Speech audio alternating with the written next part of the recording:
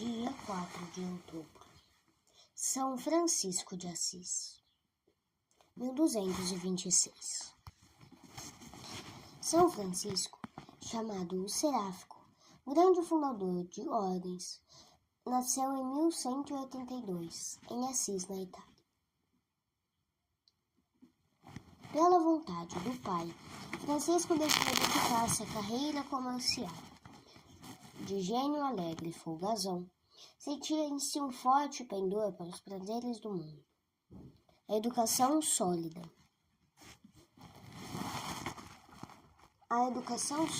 que recebera e a profunda religiosidade fizeram-no evitar cuidadosamente as más companhias, e desta maneira guardar a inocência. Dos pobres era sempre grande amigo, a ponto de ter formulado o propósito de nunca despachar uma indigente sem lhe dar uma esmola. Aconteceu certa vez que um mendigo viesse pedir-lhe uma esmola, quando Francisco se achava muito ocupado. Não querendo ser interrompido nos afazeres, negou-lhe o auxílio. Grande foi-lhe, porém, o arrependimento, quando se lembrou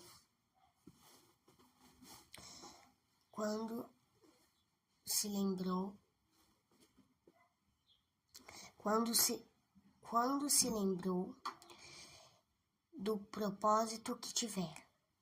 Imediatamente largou o serviço, correu atrás do pobre e deu-lhe esmola. Nesta ocasião, fez o voto de nunca negar auxílio a um pobre que lhe pedisse. Deu-se um dia o caso de Francisco não ter consigo meios para dá-los a um mendigo. Resolutamente tirou um manto novo e trocou-o pelos farrapos do pobre. Dando um passeio a cavalo, aconteceu que um leproso lhe estendesse a mão, pedindo-lhe esmola. Francisco apeou e deu ao pobre homem uma moeda. Ao ver a mão do leproso, teve um arrepio de horror e nojo. Envergonhado dessa fraqueza, tomou a mão do doente e beijou-a ternamente. Pouco a pouco se formou em Francisco o desejo de desfazer-se de tudo que é do mundo, procurar a solidão e entregar-se à oração.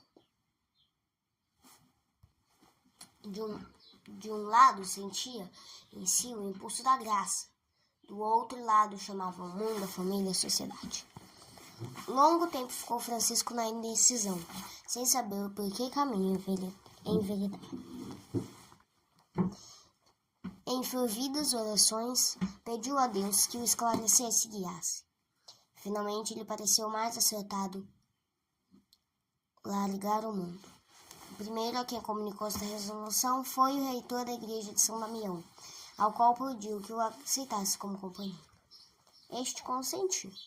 Não assim o pai de Francisco, que, tendo conhecimento da resolução do filho, protestou veemente contra tal ideia, chegando a maltratá-lo fisicamente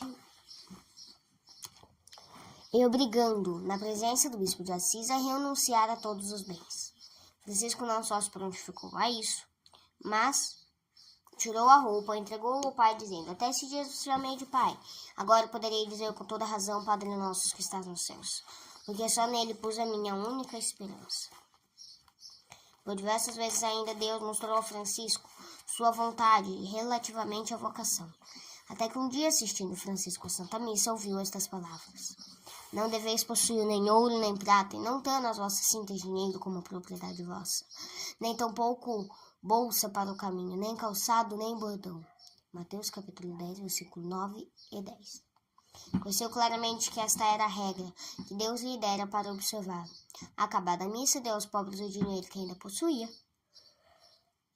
Tirou os sapatos, vestiu-se de grosso hábito, cingiu-se de áspero cordão e tomou a resolução de viver em pobreza apostólica. Transformado assim em penitente público, procurou os centros da cidade,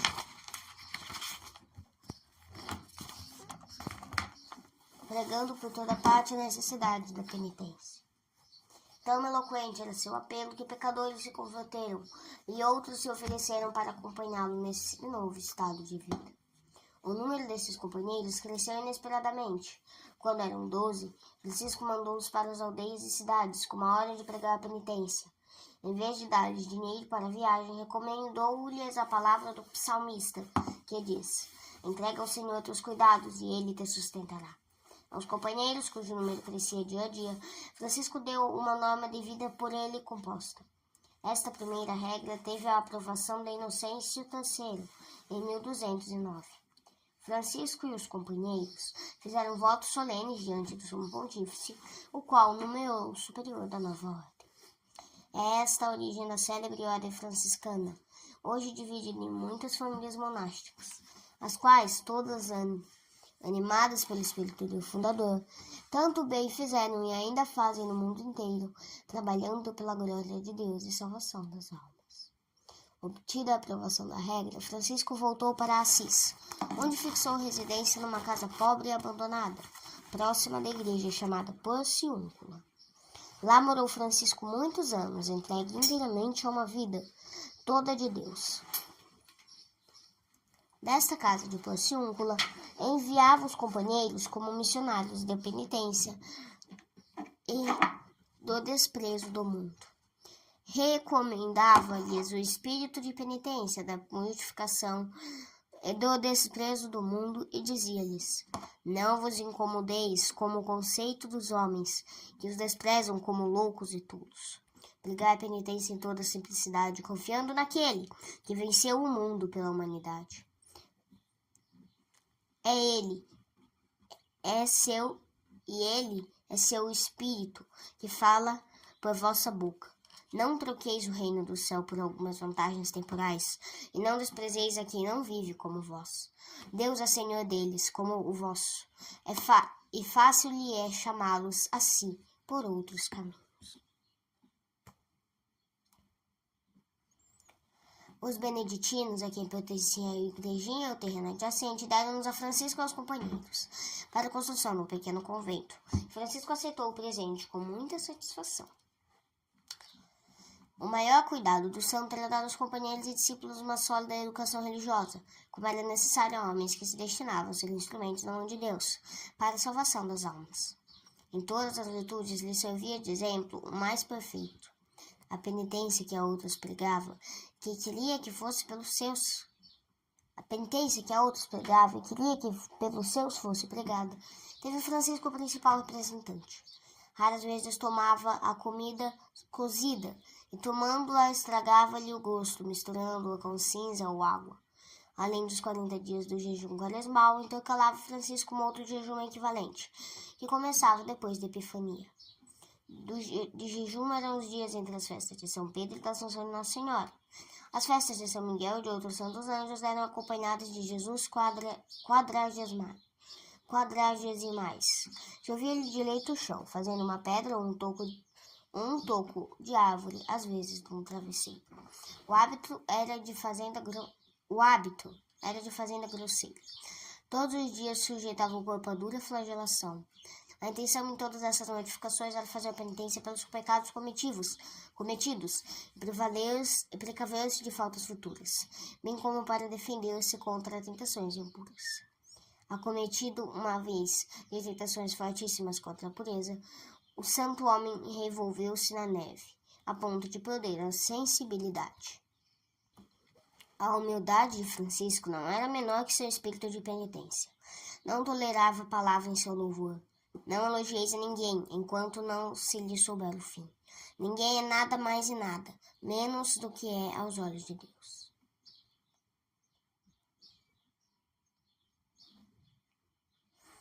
Perguntado por um dos companheiros sobre o conceito que de si próprio fazia, respondeu: julgo não haver no mundo pecador mais indigno que eu. E continuou: se Deus, em sua misericórdia, tivesse dado ao homem mais perverso as graças que se dignou de proporcionar a mim, não duvideis que este homem seria muito mais grato e piedoso que eu. Foi ainda por humildade que se deteve da ordenação sacerdotal, porque se julgava indigno de ser sacerdote.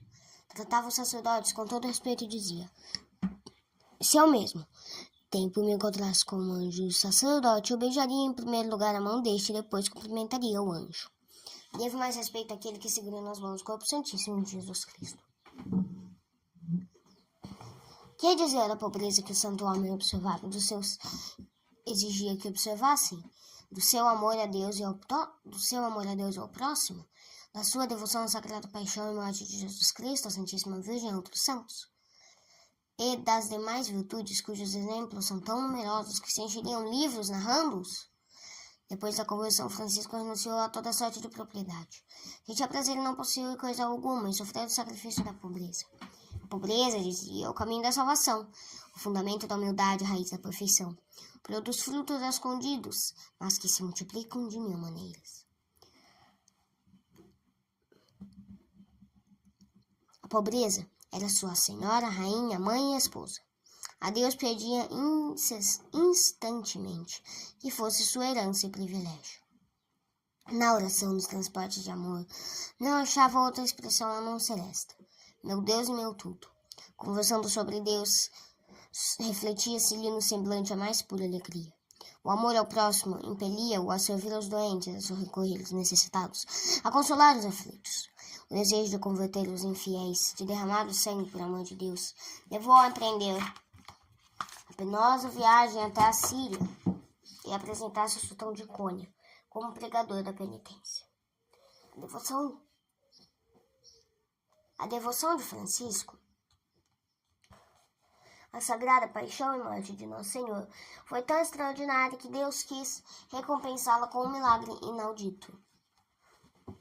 2 anos antes da morte, Francisco praticou o segundo costume de João Guarimão em preparação à festa de São Miguel.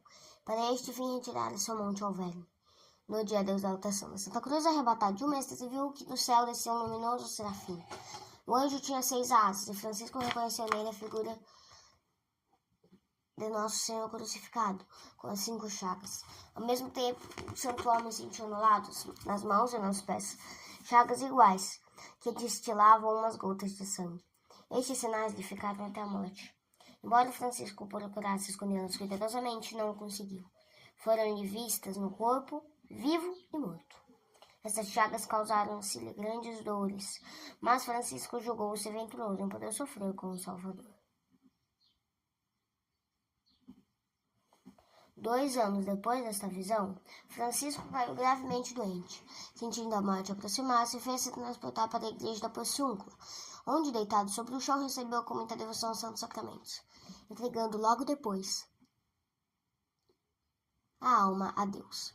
Antes de expirar, recomendou aos irmãos da ordem a fiel observância da regra, e dando-lhes a bênção, disse: ficai firmes no temor de Deus, e nele perseverai. Bem-aventurados aqueles que perseverarem na obra começada. Vou para Deus e recomendo-vos a sua benevolência. Tendo-se falado, quis que lhe lessem os capítulos da Sagrada Paixão e Morte de Jesus Cristo, do Evangelho de São João. Terminada esta leitura, começou ele mesmo a recitação do Salmo 141 das palavras: tirai a nossa alma do cárcere, para que eu louve o vosso nome. Os justos estão à minha espera, para que me deis a recompensa. Foram-lhe estas as últimas expressões. São Francisco morreu no ano de 1226, na idade de 45 anos. Muito antes tivera a revelação do perdão completo dos seus pecados. Em outra ocasião, lhe foi assegurado seu eterno salvação. Embora estas revelações lhe servissem de grande consolo, nem por isso quis atenuar o rigor da penitência e deixar de chorar os pecados.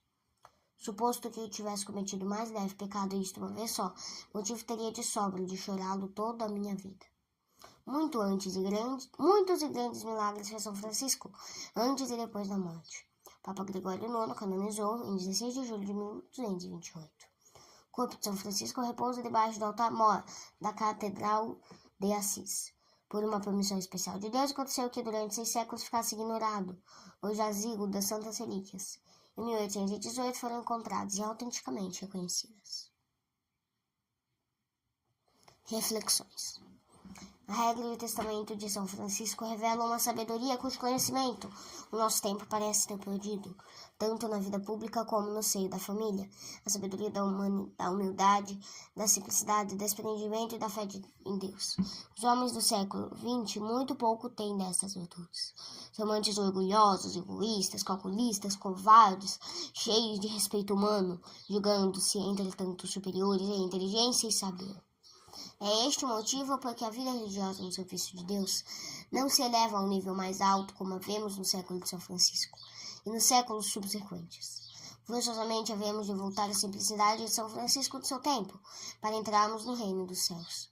Foi esta simplicidade, esta humildade, que deu a São Francisco e aos seus companheiros tanto poder sobre as almas de grandes santos da Igreja.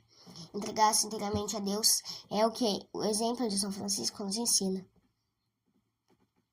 Significativo é o fato de São Francisco, no leito de morte, ter se lembrado de uma obra de caridade que fizera a um pobre leproso, obra de que lhe veio muito consolo e satisfação. Esse gesto de caridade foi decisivo para a vida do santo. Foi a prova da sua vocação, de sua santidade e sua grandeza. Francisco entregou-se a Deus. Foi sua felicidade. Como Deus respondeu a esta confiança? Francisco,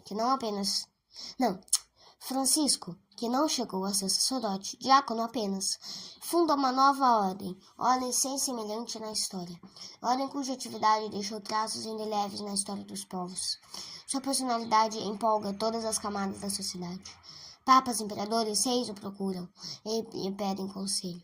O soberano do mundo islâmico é seu admirador. O povo aclama-o. Sua chegada a uma cidade e a um povoado é festa. Em triunfo é recebido pelo clero e pela população. Crianças o festejam e lhe atiram pétalas de flores. Sente-se feliz quem consegue apanhar um olhar seu, ouvir uma palavra de sua boca e beijar seu humilde hábito. Realmente, São Francisco era o consolo e a alegria da Itália, do seu século, do mundo inteiro.